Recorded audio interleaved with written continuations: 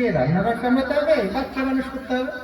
শোনো, বাবা বলে দিয়েছে এই রোজ রোজ অফিস থেকে এত রাত্রি করে বাড়ি ফেরাটা এবার বন্ধ করতে হবে। শোনো, মেয়েরা যদি এত ছোট ছোট ড্রেস পরে তাহলে ছেলেরা তো অসভ্যতামি করবেই।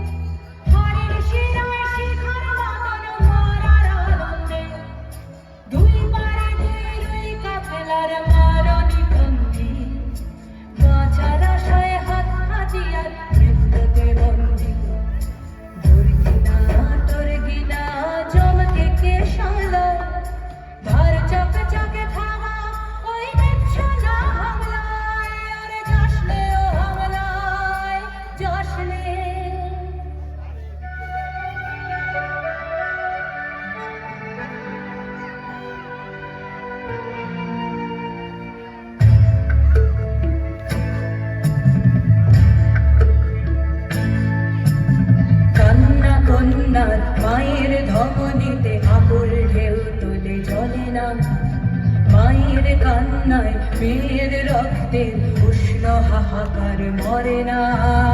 চলল মেয়েরানে চলল প্রাণে চলল, চলল মেয়েরানে চলল প্রাণে চলল।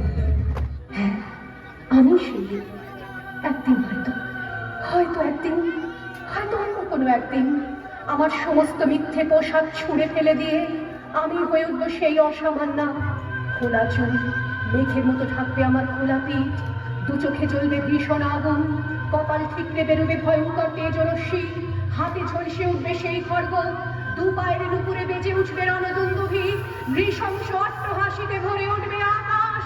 দেবতারাও আতঙ্কে স্তব্ধ হয়ে বলতে থাকবে, মহাদেব প্রভান ঘোরাং মুক্তকেশিং চতুর্ভুজাং কালিকাং দক্ষিণাং মুন্ডমালা বিভূষিতাং। বিভৎস দাবানলের মতো আমি এগোতে থাকবো, আর আমার এগিয়ে যাওয়ার পথের দুপাশে মুন্ডহীন অসংখ্য দেহ ছটফট করতে থাকবে। সভ্যতার দেহ, প্রগতির দেহ, উন্নতির দেহ, সমাজের দেহ। হয়তো আমি সেই মেয়ে, হয়তোবা